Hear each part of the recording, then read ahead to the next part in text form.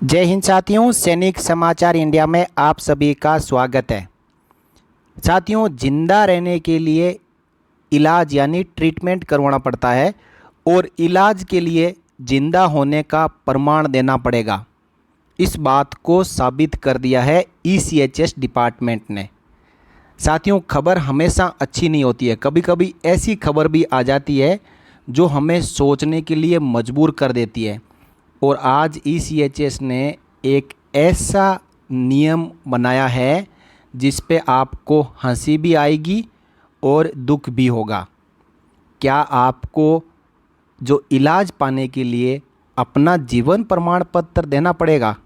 ये भी कोई बात हुई साथियों। सरकारें मुफ्त इलाज दे रही है और ईसीएचएस इलाज बंद करने के चक्कर में पड़ा है। ये आइडिया आता कहाँ से है? क्या इतना बजट कम पड़ गया कि वो डिपेंडेंट्स और स्पोर्स को जीवन प्रमाण पत्र के नाम पर इलाज बंद कर देगा? साथियों, जीवन प्रमाण पत्र के चक्कर में पेंशनर्स की पेंशन बंद पड़ी है और अब जीवन प्रमाण पत्र के चक्कर में यदि इलाज बंद हो जाएगा तो क्या एक्स सर्विसमैन और उनके डिपेंडेंट्स को मार ही डालोगे? अब पूर्व सैनिकों और आश्रितों को ईसीएचएस से इलाज के लिए लाइफ सर्टिफिकेट देना होगा और साथ में ही देना होगा इनकम का प्रूफ। ईसीएचएस में 9,000 से ऊपर यदि किसी डिपेंडेंट्स की मंथली इनकम है तो उसको ईसीएचएस का इलाज और ईसीएचएस की मेंबरशिप लागू नहीं है।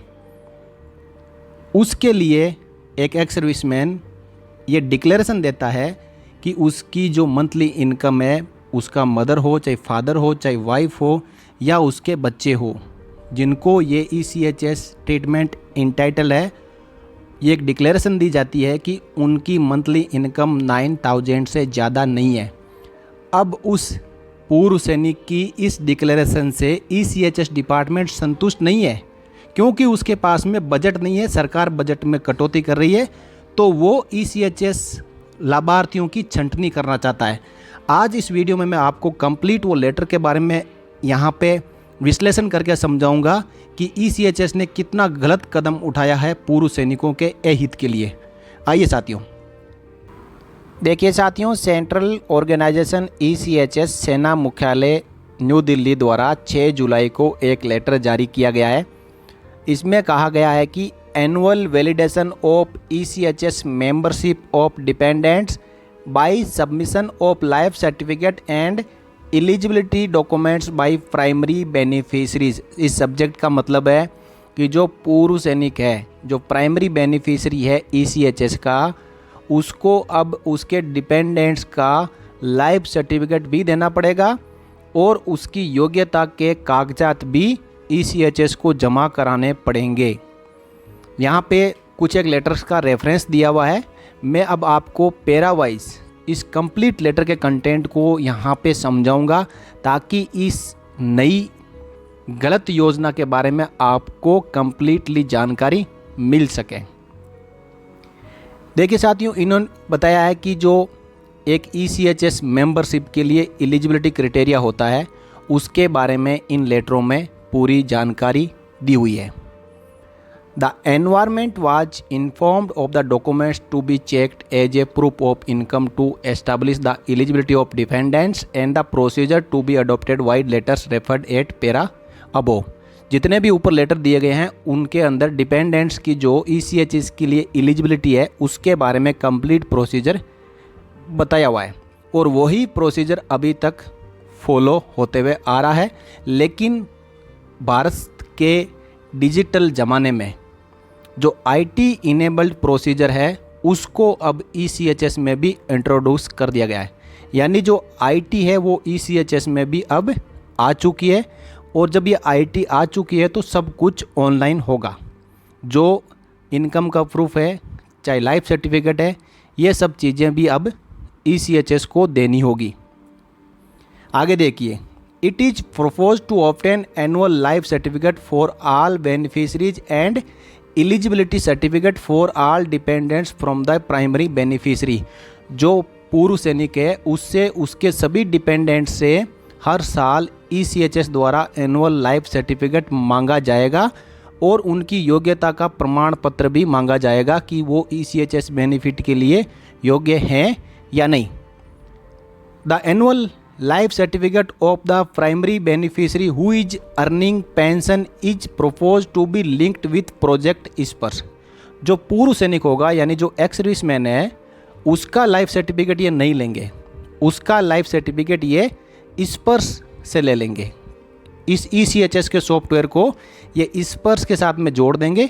वहाँ से जो प्राइमरी बेनिफिशियरी यानी एक्स सर्विसमैन है उसका लाइफ सर्टिफिकेट ऑटोमेटिकली जब वो स्पर्श में जमा करेगा तो वो ECHS के साथ में भी लिंक हो जाएगा। Pending the linking of Sparsh with ECHS the primary beneficiary and their spouse will not be required to submit the annual life certificate. तो साथियों अभी यहाँ एक रात की खबर यह है कि एक्स सर्विसमैन और उनकी वाइफ से ECHS द्वारा लाइफ सर्टिफिकेट नहीं मांगा जाएगा, लेकिन जितने भी डिपेंडेंट्स हैं उनका लाइफ सर्टिफिकेट जमा करवाने की आवश्यकता होगी।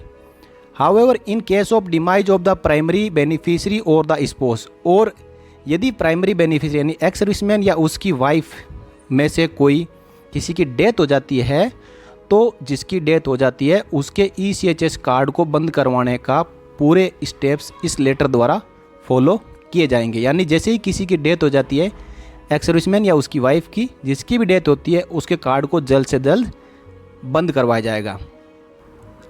अब ECHS ने लाइफ सर्टिफिकेट जमा करने के लिए बोल दिया, योग्यता के प्रूफ जमा करने के लिए बोल दिए। ये जमा कैसे होंगे उसका प्रोसीजर हम आगे यहाँ पे समझ लेते हैं।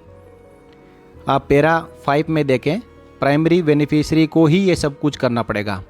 ए system generated warning message will be suitably displayed to submit life certificate and eligibility document of the dependents who are, यानी जिसके पास में भी 64 KB का ECHS का कार्ड है उनको लाइफ सर्टिफिकेट जमा करने और एलिजिबिलिटी डॉक्यूमेंट जमा करने के लिए एक वार्निंग मैसेज प्राप्त होगा। और ये मैसेज प्राप्त होगा जैसे कि कोई नया कार्ड बनाएगा तो उसको 11 महीने के बाद, जब भी कार्ड कोई कलेक्ट कर लेगा तो उसके 11 महीने के बाद में ये मैसेज उसको मोबाइल पर भी आ जाएगा और वो अपने ECHS के पोर्टल में लॉगिन करेगा तो वहाँ पे भी उसको मैसेज दिखाई देगा। अब यदि एक बेनिफिशियरी किसी भी पॉलीक्लिनिक में विजिट करता है तो वहाँ पे वो अपने आप को ऑथेंटिकेट कर सकता है। When a beneficiary visit any polyclinic and authenticates himself herself on the kiosk, जब भी हम ECHS पॉलीक्लिनिक में जाते हैं वहाँ पे ECHS कार्ड से टोकन लेना पड़ता है, तो उसी समय a warning message will be displayed to the beneficiary to update supporting documents online to confirm life certificate and और eligibility by a specific date. तो उसी समय वहाँ पे कियोस्क में वो वार्निंग मैसेज उसे दिखाई देगा कि आपको अपना लाइफ सर्टिफिकेट भी जमा करना है और अपना एलिजिबिलिटी डॉक्यूमेंट भी ECHS कार्ड के साथ में अपडेट करवाना है। When primary beneficiary will log in to ECHS website portal, ये ECHS की वेबसाइट है, अपने यूजर ID और पासवर्ड के साथ में जैसे ही लॉगिन करेंगे details of cards due for renewal will be displayed for which necessary documents will have to be uploaded online. तो ये बता रहे हैं कि आपको कैसे कैसे पता चलेगा कि आपके कार्ड का रिन्यूअल ड्यू है या आपके कार्ड के साथ में लाइफ सर्टिफिकेट जमा करवाना है या आपके कार्ड के जो एलिजिबिलिटी डॉक्यूमेंट है वो सबमिट करना है। तो पहले तो आप पॉलीक्लिनिक में जाएंगे कहीं पे, तो वो जो मशीन लगी हुई है उसमें जब स्कैन करेंगे अपना कार्ड तो वहाँ पे भी आपको वार्निंग मैसेज दिखाई देगा। और दूसरा है कि यदि आप ऑनलाइन वेबसाइट में लॉगिन करते हो अपने ECHS पोर्टल में तो भी आपको वहाँ पे बताएगा कि आपको लाइफ सर्टिफिकेट और एलिजिबल डॉक्यूमेंट जमा करने की आवश्यकता है, नहीं तो आपका कार्ड बंद कर दिया जाएगा। अब इसमें बताया कि the same info as per para 5B above can also be accessed on the ECHS mobile app on opening the mobile app and logging in. अब एक मोबाइल ऐप में भी, जो मोबाइल ऐप भी है ECHS का, जिसको प्ले स्टोर से आप डाउनलोड करके अपने मोबाइल में रख सकते हो, उसमें भी जब आप लॉगिन करोगे तो भी आपको ये सेम मैसेज वहाँ पे दिखाई देगा। यानी ECHS आपको किसी न किसी तरीके से बता देगा कि आपका रिन्यूअल और लाइफ सर्टिफिकेट और एलिजिबिलिटी डॉक्यूमेंट जमा करवाने की आवश्यकता है। अब जो next date of annual validation, जिसको लाइफ सर्टिफिकेट बोलते हैं, जो नेक्स्ट वैलिडेशन का डेट कि आगे आपको लाइफ सर्टिफिकेट आपका कब जमा करवाना है, वो आपको जो डॉक्टर की प्रिस्क्रिप्शन स्लिप होगी उसके ऊपर प्रिंट किया हुआ मिलेगा कि आपको अगला जो अपना लाइफ सर्टिफिकेट और एलिजिबिलिटी डॉक्यूमेंट है वो इतने तारीख तक जमा करवाना है। तो साथियों, ये तो थी पूरी जानकारी कि आपको पता कैसे चलेगा कि आपका लाइफ सर्टिफिकेट ड्यू हो चुका है। अब आगे पैरा 6 में इन्होंने क्या बताया कि it will be the responsibility of the primary beneficiary to upload annual life certificate, यानी ये पूरी जिम्मेदारी जो होगी एक्स सर्विसमैन की होगी, and document for establishing the eligibility to ensure validity of 64 KB ECHS card. 64 KB के ECHS कार्ड्स को, सभी डिपेंडेंट्स के कार्ड्स को वैलिड रखने के लिए प्राइमरी बेनिफिशियरी की जिम्मेदारी होगी कि वो उसका लाइफ सर्टिफिकेट और एलिजिबिलिटी डॉक्यूमेंट जमा करें। अब ये जमा कैसे करना है उसका प्रोसेस आप यहाँ पे समझ लें। सबसे पहले life certificate by primary beneficiary for self and spouse, यानी खुद का और वाइफ का लाइफ सर्टिफिकेट कैसे जमा करेंगे। तो जैसा कि मैंने आपको अभी जस्ट पहले बताया कि हाल फिलहाल एक्स सर्विसमैन खुद को और उनकी वाइफ स्पोस को life certificate, annual life certificate ECHS के साथ में जमा करने की आवश्यकता नहीं है। उनका जो लाइफ सर्टिफिकेट है वो स्पर्श पोर्टल से लिंक कर दिया जाएगा, और जिन्होंने स्पर्श पोर्टल में अपना लाइफ सर्टिफिकेट जमा किया हुआ है ECHS वहाँ से उसका लाइफ सर्टिफिकेट ECHS पोर्टल में भी अपडेट कर लेगा। लेकिन स्पोस या जो एक्स सर्विसमैन या उसकी वाइफ में किसी की डेथ हो जाती है, तो जिसकी डेथ हो जाती है उसके कार्ड को जल्द से जल्द बंद करवाना पड़ेगा, ये इस पैरा अल्फा में कहा गया है। अब आ गया साथियों life certificate and eligibility criteria for dependents. अब मेन मुद्दे की बात आ चुकी है कि डिपेंडेंट्स का लाइफ सर्टिफिकेट कैसे जमा करना है और उनके जो एलिजिबिलिटी सर्टिफिकेट है, इनकम सर्टिफिकेट है, वो कैसे जमा करना है। The primary beneficiary will provide life certificate and eligibility certificate for all his her dependents including white card holders if any. ये बार बार बात रिपीट की जा रही है कि ये पूरी जिम्मेदारी प्राइमरी बेनिफिशियरी यानी एक्स सर्विसमैन की है। The primary beneficiary will select the dependent and then select an option that is PAN card available, not available from the drop down menu. ये सब कुछ होगा ECHS के पोर्टल में लॉगिन करने के बाद। वहाँ पे एक एक करके डिपेंडेंट को सेलेक्ट करना है, उसके आगे एक ऑप्शन दिखाई देगा पैन कार्ड अवेलेबल और नोट। यदि अवेलेबल होता है तो पैन कार्ड अवेलेबल के ऊपर यस करना है, और नहीं है तो नो पे क्लिक करना है। जिसके पास पैन कार्ड अवेलेबल है उनके लिए अलग प्रोसेस रहेगा, जिनके पास पैन कार्ड अवेलेबल नहीं है उनका प्रोसेस अलग रहेगा। अब देखिए, in case PAN card is available for the chosen dependent then any one of the following document will be uploaded. जिस डिपेंडेंट का पैन कार्ड है तो उसके लिए जो कार्रवाई करनी है वो आगे बता रहे हैं कि इनमें से कोई भी एक डॉक्यूमेंट जो है अपलोड करना है। पहला form 26 AS for preceding 2 consecutive financial year. सबसे पहला डॉक्यूमेंट है फॉर्म 26 AS। जब आप अपने इनकम टैक्स पोर्टल में लॉगिन करेंगे तो वहाँ से ये फॉर्म 26 AS डाउनलोड होता है। तो पिछले 2 साल के फॉर्म 26 AS अपलोड करने हैं। इसके अंदर जितनी भी इनकम हुई है उसकी पूरी जानकारी रहती है, और यहाँ पे इनकम यदि 12 × 9,000 से ज़्यादा हो जाएगी तो उस ECHS बेनिफिशियरी का कार्ड बंद हो जाएगा। यहाँ पे इनकम जो है 12 × 9,000 यानी ये अमाउंट होता है पूरे साल का 1,08,000। यदि उस फॉर्म 26 AS में 1,08,000 रुपये DA को छोड़ के यदि इनकम बन जाएगी तो उस ECHS बेनिफिशियरी का ECHS कार्ड अपने आप बंद कर दिया जाएगा। दूसरा डॉक्यूमेंट है ITR 5 income tax return verification और the acknowledgement for preceding 2 consecutive financial years. यदि फॉर्म 26 अपलोड नहीं करना चाहते हैं तो जो ITR रिटर्न फाइल करने के दौरान एक्नॉलेजमेंट मिलता है उस एक्नॉलेजमेंट की पिछले 2 साल की कॉपियों को वहाँ पे अटैच करना पड़ेगा। तो साथियों इसमें भी जो सेम डिटेल रहती है, इसको अपलोड करोगे तो भी इनकम से पता चल जाएगा कि इनकम कितनी है और उसका कार्ड बंद करना है या नहीं। अब यदि किसी के पास पैन कार्ड अवेलेबल नहीं है तो वो क्या करें, आइए समझते हैं। In case PAN card is not available for the chosen dependent, then the primary beneficiary will upload an income certificate obtained from the State Revenue Department। कितना मामले को पेचीदा किया गया है। यदि पैन कार्ड अवेलेबल नहीं है तो उस डिपेंडेंट का स्टेट रेवेन्यू डिपार्टमेंट से इनकम सर्टिफिकेट बनवाना पड़ेगा। ये इनकम सर्टिफिकेट बनवाने के बाद में इसको वहाँ पे अपलोड करना पड़ेगा। और आगे बोल रहे हैं कि desirable that all beneficiary should have pan card. यदि कोई 1 साल का बच्चा है, 2 साल का बच्चा है, तो ये बोल रहे हैं कि उसका भी पैन कार्ड बना लो। यानी इनका मकसद ये है कि कैसे ही करके ECHS बेनिफिशरीज की छंटनी करनी है। चलिए आगे देखते हैं क्या है। पूरा तुगलक की जो फरमान है उसको यहाँ पे आज हम समझ लेते हैं। The primary beneficiary will satisfy himself herself that the income of the dependents is not more than Indian rupees 9,000 excluding DA per month। यदि किसी की कोई सैलरीड पर्सन है या इनकम वो कमा रहा है या प्राइवेट कहीं जॉब कर रहा है डिपेंडेंट, यदि उसकी सैलरी के साथ में DA मिलता है तो DA को छोड़ दो, लेकिन उसकी जो बेसिक पे है, मूल वेतन है, वो हर महीने 9,000 रुपये से ऊपर नहीं होना चाहिए। ऐसे ही ये सभी डिपेंडेंट्स के लिए लागू होता है।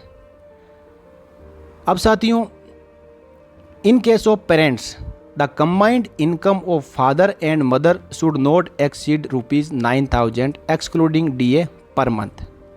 यानी स्पोस और बच्चों का तो अलग अलग देखा जाएगा कि उनकी इनकम 9,000 पर मंथ से ज़्यादा नहीं होनी चाहिए, लेकिन फादर और मदर दोनों का कंबाइंड करके इनकम 9,000 रुपये से ज़्यादा नहीं होनी चाहिए। तब तो ये ECHS के ट्रीटमेंट के लिए एलिजिबल रहेंगे, नहीं तो इनका ECHS कार्ड बंद कर दिया जाएगा। आगे देखिए, the primary beneficiary will thereafter submit online declaration for all dependents which will be auto populated. A declaration as per format given at appendix A will be submitted by clicking the check box I agree.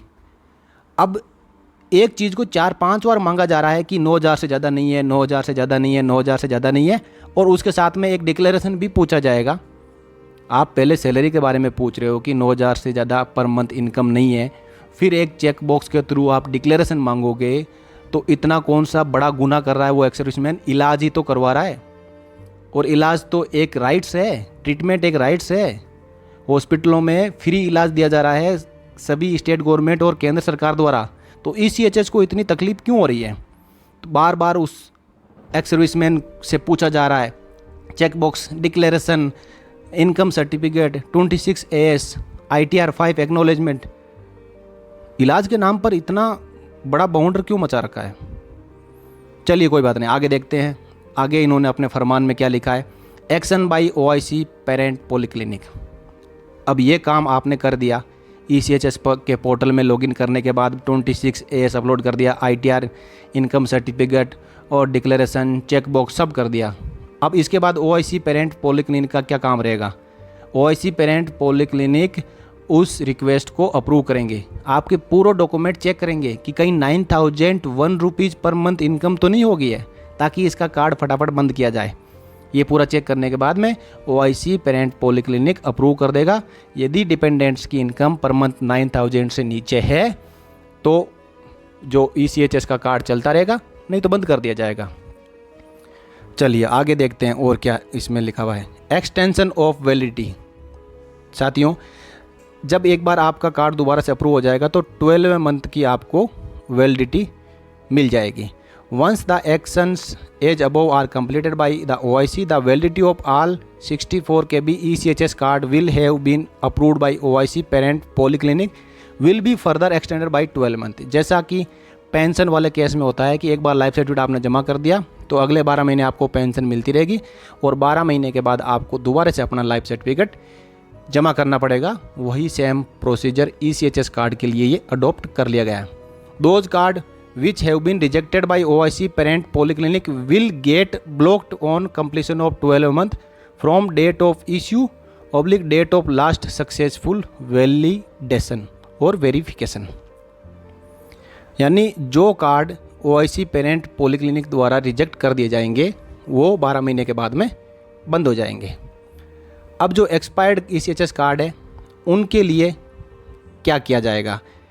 In case the primary beneficiary due to unavoidable circumstances, यानी कुछ ऐसे कारण हो जाते हैं कि primary beneficiary annual validation या life certificate जमा नहीं करवा पाते हैं और जिसके कारण कार्ड ब्लॉक हो जाते हैं।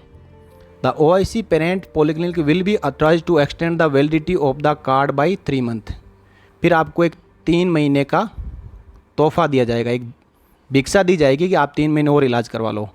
After satisfying himself of the bona fide eligibility of the concern dependents.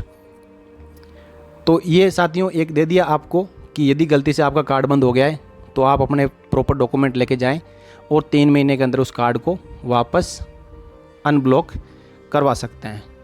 अब डेट ऑफ इम्प्लीमेंटेशन क्या होगा?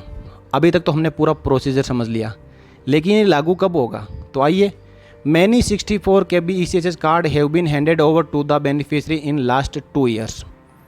पिछले 2 साल में कई 64 KB ECHS कार्ड है जो ECHS बेनिफिशरीज को दे दिए गए हैं। Hence to ensure smooth process provide sufficient time and avoid rush at polyclinic. यानी ECHS के बहुत सारे कार्ड हो गए हैं और ये सब एक साथ उमड़ घुमड़ के अपना ECHS पॉलीक्लिनिक में जाके खड़ा ना हो जाएं, तो इसके लिए जो वार्निंग दी जाएगी वो 1 अगस्त 2022 के बाद में स्टार्ट होगी। The window for uploading the documents will remain open up to 31 October 2022। यानी ECHS कार्ड के इश्यू होने से यदि जिसका 11 महीना कंप्लीट हो चुका है तो उनके लिए 1 अगस्त 2022 से ये ऑफ़र ओपन हो जाएगा और इस ऑफ़र के लिए 31 अक्टूबर 2022 तक ये अप्लाई कर पाएंगे। यानी जो ऑफ़र है लाइफ सर्टिफिकेट जमा करने का और इनकम सर्टिफिकेट जमा करने का और एलिजिबल डॉक्यूमेंट जमा करने का, वो 1 अगस्त 2022 से ओपन हो रहा है। तो वैसे भी साथियों जो स्पर्श के आने के बाद में एक्स सर्विसमैन बहुत ज़्यादा परेशान है और ऊपर से एक परेशानी और आ चुकी है, यानी सिर मुंडाते ही ओले पड़े। 2 मुसीबत आके खड़ी हो गई है। एक तो पेंशन ना मिलने के चक्कर में ऑलरेडी एक्स सर्विसमैन टेंशन में, उसकी वजह से वो बीमार हो रहे हैं और बीमार होने के बाद में ECHS आपको ट्रीटमेंट नहीं देगा। तो अब एक्स सर्विसमैन जाए तो कहाँ जाए? तो साथियों 3 महीने के लिए ऑफ़र खुलेगा, उसमें आपको अपना डॉक्यूमेंट है जो लाइफ सर्टिफिकेट और दूसरे डॉक्यूमेंट अपलोड करना है। The commencement for blocking the ineligible card will take place with effect from 1 November 2022। 31 October 2022 को ये ऑफ़र ख़त्म हो जाएगा और 1 नवंबर 2022 से ये कार्ड बंद करने शुरू हो जाएंगे। सरकार का बजट बचाना शुरू हो जाएगा। अब साथियों revival of ECHS membership based on income criteria, इसमें बताया गया कि अब से पहले यदि का किसी का 9,000 से ऊपर मंथली इनकम हो चुका था और उसका कार्ड बंद कर दिया गया है, लेकिन अब यदि उसकी इनकम 9,000 से नीचे हो गई तो वापस वो अपने रिवाइवल यानी ECHS की मेंबरशिप को वापस चालू करवा सकते हैं। या अब से पहले 9,000 से ज़्यादा इनकम होने की वजह से ECHS की मेंबरशिप जिन्होंने नहीं ली है और अब उनकी इनकम मंथली 9,000 से नीचे हैं तो वो ECHS की मेंबरशिप ले सकते हैं। The proof of the same will be obtained from 26AS income certificate from state government revenue department. ये प्रूफ उनसे लिए जाएंगे। अब जो यहाँ पे जो चेक बॉक्स आएगा जिसमें बताया था, अभी पीछे हमने डिस्कस किया था, वो इस प्रकार का होगा। इसमें आपको करना कुछ नहीं है, ये ऑटोमेटिकली ECHS के लॉगिन में अवेलेबल होगा। आपको यहाँ पे चेक बॉक्स के ऊपर क्लिक करना है और आपको सबमिट करना है। तो ये हिंदी और इंग्लिश में यहाँ पे दी हुई है साथियों, आप पढ़ के देख सकते हैं। इसमें यही लिखा हुआ है कि यदि आप कोई गलत डिक्लेरेशन देंगे तो आप IT एक्ट के नियम 2000 और दूसरे जो भी कानूनी परपंच है उसमें आप फंस जाओगे और आपको जो भी धारा लागू होगी उसके तहत आपको सज़ा भुगतनी पड़ेगी। तो साथियों ये थी ECHS की पूर्व सैनिकों के लिए एक बहुत ही फ़ायदेमंद स्कीम। फ़ायदेमंद मैं मजबूरी में कह रहा हूँ साथियों, इससे घटिया स्कीम आज तक कोई स्कीम या योजना या कानून नहीं बनाया गया है।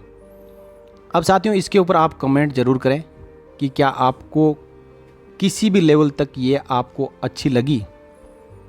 चलिए साथियों, ये तो रही बात कि ये योजना क्या थी, इस लेटर में क्या लिखा हुआ है। अब मैं आपको इसके फ़ायदे और नुकसान दोनों बता देता हूँ। साथियों, इसके फ़ायदे एक्स सर्विसमैन को नहीं है, फ़ायदे सरकार को है कि एक्स सर्विसमैन जो ECHS के मेंबरशिप जिनके पास में है, उनके डिपेंडेंट्स की यदि किसी की गलती से जो मंथली इनकम 9001 रुपीज़ हो गई तो उसकी ECHS की मेंबरशिप ख़त्म कर दी जाएगी, जिससे वो इलाज लेने के लिए ECHS पॉलीक्लिनिक में नहीं जा पाएगा। तो दवाइयों का खर्चा बचेगा, वो सरकार का बजट बचेगा, वहाँ से रेफरल नहीं ले पाएगा तो सिविल इम्पैनल्ड हॉस्पिटल में जो ट्रीटमेंट और सर्जरी करवाएंगे उसका पैसा बचेगा। कुल मिला के ये सरकार के फ़ायदे वाली चीज़ है। और इसके अब बता देता हूँ आपको नुकसान है एक्स सर्विसमैन को। साथियों, स्टेट गवर्नमेंट और सेंट्रल गवर्नमेंट बिना कोई क्राइटेरिया देखे यदि किसी परिवार के मुखिया के ऊपर उसके माता पिता या बच्चे डिपेंडेंट है तो उनको फ्री स्वास्थ्य लाभ दिया जा रहा है। कई तरीके की योजनाएं हमारे देश में स्टेट गवर्नमेंट में और सेंट्रल गवर्नमेंट में चल रही है, क्योंकि स्वास्थ्य लाभ प्राप्त करना हमारे देश के एक कॉमन मैन का, जो नागरिक का कर्तव्य है। शिक्षा, स्वास्थ्य, ये सब चीज़ें जो है सरकार द्वारा दी जानी चाहिए, क्योंकि वो एक देश का नागरिक है, एक सिटीजन है। अब साथियों, ये जो नियम ECHS द्वारा निकाला गया है कि ECHS का आपको लाभ प्राप्त करने के लिए आपको एनुअल वैलिडेशन यानी सालाना जीवन प्रमाण पत्र भी देना पड़ेगा, और उसके साथ में इतने परपंच कर दिए कि वो एक एक्स सर्विसमैन द्वारा समय पे जमा नहीं हो पाएंगे। और ये पूरा ऑनलाइन सिस्टम अभी इस पर का समझ में नहीं आ रहा है, और ऊपर से ये ECHS का एक सिस्टम और लाके खड़ा कर दिया। जो पुराने सैनिक है, जो एक्स सर्विसमैन है, जो वेटरन्स है, विडोज है, उनको इस ऑनलाइन सिस्टम के बारे में क्या पता, उनको तो मोबाइल चलाना भी नहीं आता है, लेकिन उनसे ये कार्रवाई करवाई जाएगी, ज़बरदस्ती करवाई जाएगी। तो ये उनसे नहीं हो पाएगी और उनका ECHS कार्ड बंद हो जाएगा, और एक दिन इमरजेंसी के दौरान वो जाके ECHS पॉलीक्लिनिक में जाएंगे इलाज करवाने के लिए या रेफ़र करवाने के लिए, तो उस समय कहा जाएगा आपका ECHS कार्ड तो बंद है। अब वो मारा अपना ज़िंदगी बचाने के लिए सीधा प्राइवेट हॉस्पिटल या सरकारी हॉस्पिटल में जाएगा, वहाँ पर 10-15 लाख रुपए खर्च होगा और जेब से भर के आ जाएगा। उसके पूरे ज़िंदगी की जो गाड़ी कमाई है वो एक इलाज में ख़त्म हो जाएगी। ये योजना किसी भी हद तक अच्छी नहीं है। हम मांग करते हैं ECHS से इसको जल्द से जल्द वापस ले लिया जाए, और जो एक एक्स सर्विसमैन या प्राइमरी बेनिफिशियरी लिख के दे रहा है कि इनकी इनकम 9000 पर मंथ से ऊपर नहीं है, तो उसके ऊपर विश्वास किया जाए। कोई झूठ नहीं बोलता, कोई गलत डिक्लेरेशन नहीं देता, लेकिन इसका प्रोसीजर यदि आपको बनाना भी ही था तो आप डॉक्यूमेंट लेने के और भी तरीके अपना सकते थे। एक्स सर्विसमैन द्वारा डॉक्यूमेंट ले जाके OIC पॉलीक्लिनिक को हैंड ओवर करते, OIC पॉलीक्लिनिक उनको वेरीफाई करते, और ऑनलाइन एक सिंपल चेक बॉक्स रखना था कि इसकी जो मेंबरशिप है वो वैलिड है, और उसकी 1 साल के लिए वो चलती रहती। जब रिन्यूअल का टाइम आता तो अगेन आप इनकम सर्टिफिकेट या 26 AS या ITR 5 जो एक्नॉलेजमेंट है वो मांगते, एक्स सर्विसमैन द्वारा दिखाया जाता, और आप उसको फर्दर 1 साल के लिए रिन्यूअल कर देते। ये पूरा का पूरा प्रोसीजर एक्स सर्विसमैन के ऊपर डाल दिया गया है। एक्स सर्विसमैन ना तो कर पाएंगे और ना ही ECHS का लाभ ले पाएंगे। तो साथियों, ये थी जानकारी, सुझाव और मेरा पर्सनल वक्तव्य। इसके ऊपर आपका क्या कहना है आप ज़रूर कमेंट करें। यदि आपको ये अच्छा लगता है तो इसका साथ दें, नहीं तो इसका विरोध करें। ये सभी डिपार्टमेंट एक एक करके पूर्व सैनिकों के हित के बारे में नई नई योजनाएं लेके आ रहे हैं, जिससे इनको जो भी लाभ है वो ख़त्म हो जाए। इस वीडियो में इतना ही साथियों, मिलते हैं अगले वीडियो में एक और लेटेस्ट अपडेट के साथ। तब तक के लिए जय हिंद, जय भारत, वंदे मातरम।